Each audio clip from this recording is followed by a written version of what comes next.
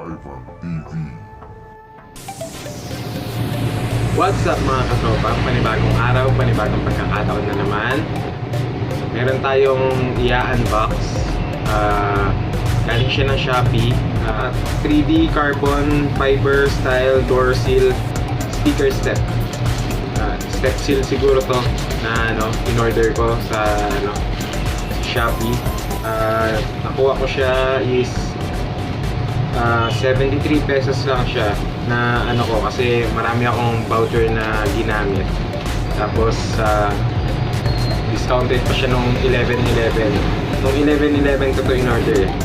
Dumating siya sa akin is 21. So ito. Yan. Buksan natin siya ngayon, tapos titignan natin, i-try natin i-install sa kotse natin kay Tamiya.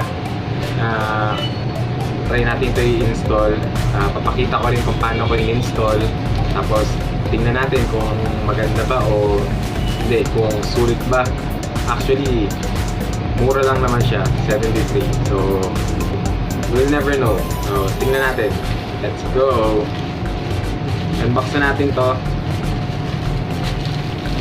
Yan. Unbox na natin. Ang laman ng box is isang plastic scraper. Yan, ito.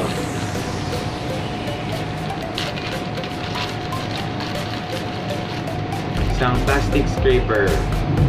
Yan, isa. Tapos isang apat siguro to. Tingnan natin. Tanggalin natin yung pagkaka-roll.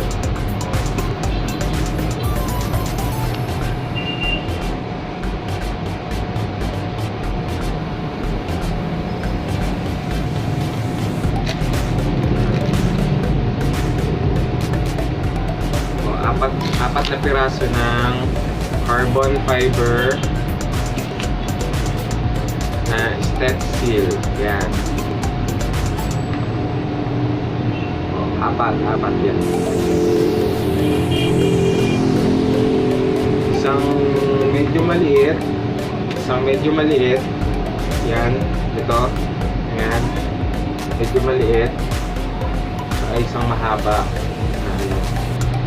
Itong mahaba is ilalagay natin ito sa driver seat. Tsaka sa front passenger seat. Kasi itong likod is passenger seat to sa likuran.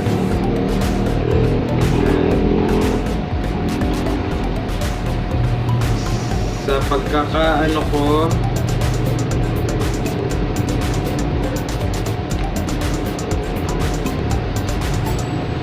tingin ko maganda siya yung klase. Maganda yung yung klase ng sticker. Hindi lang siya kasing ganda ng yung mga 4D carbon fiber talaga. Kasi to 2D lang to 2D carbon fiber Tapos medyo lukot lang siya. Yung nalukot lang siya sa pagkakarolyo siguro. Ayan o. Yan, tignan nyo. Medyo lukot lang siya sa pagkakarolyo.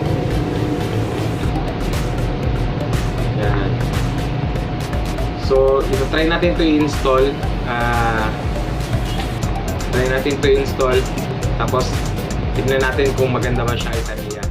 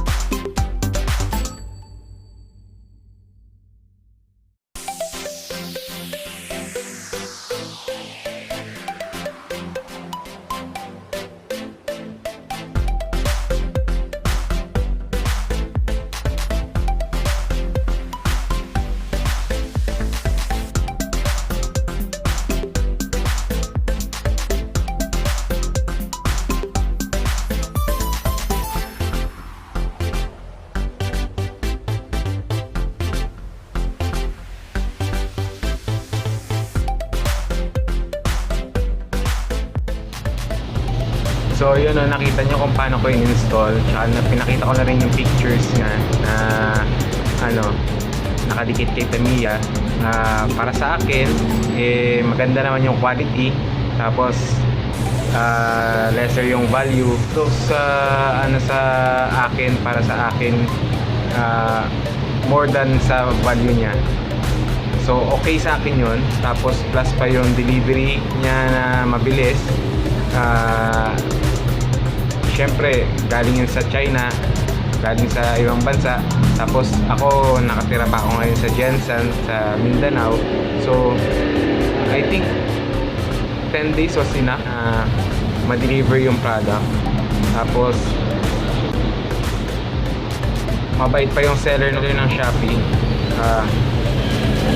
Accommodating siya. So I think okay.